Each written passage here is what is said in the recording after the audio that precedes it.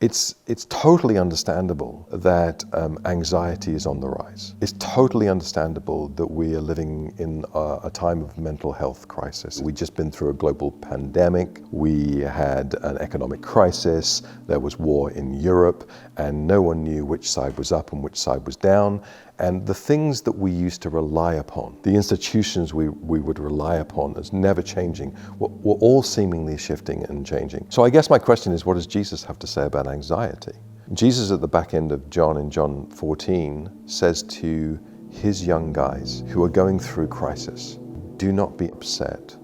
Trust in God, trust also in me. In my Father's house are many rooms. The answer is your relationship with a Father who is not the reflection of earthly fatherhood, so don't go down that route. He's the perfection of fatherhood. He's perfect provision, he's perfect protection. He's perfectly provokes all the good things in your life. He loves you because he loves you because he loves you. He's the Father. And he goes on to say the Father has a house. That house is the place where the Father hangs out, which means it must be the place of the absence of anything that is incompatible with the Father. So the Father's house is a place of no more lies, no more tears, no more pain, no more sickness, no more cutting, no more abuse, no more wandering. It's the place of peace, it's the place of joy, it's the place of security, it's the Father's house. And what he implies, and actually goes on to say, is the Father's house is home. In other words, you were made for the house. One of the greatest things we misdiagnose is our homesickness for heaven. We think we want more. We think we want better. We think we want progress. What we want is the Father's house. What we want is the place that we were created for.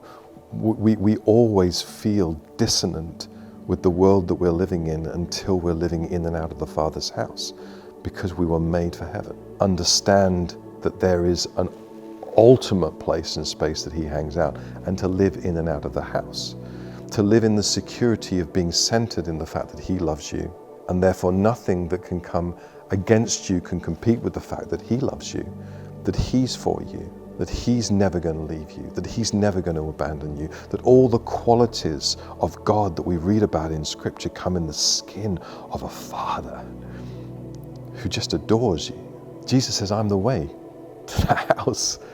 In a world that's lost its way, in a world where the truth is relative, in a world where life is so often a pretense and a mask, I am the way, the truth, and the life, and the way to the house. And then he says, and you're going to do the works of the Father. And you're going to do even greater things than these if you live in and out of the house. If you get to that place of understanding the Father's house. So it's not that you don't need some help with your anxiety. It's not that it's all going to be okay and God's in the business of healing all mental illness today and it's going to be all right. It's that there is a different perspective on the way you think and the way you feel and what's happening in the world, because you have a different place to stand and a different promise to hold on to.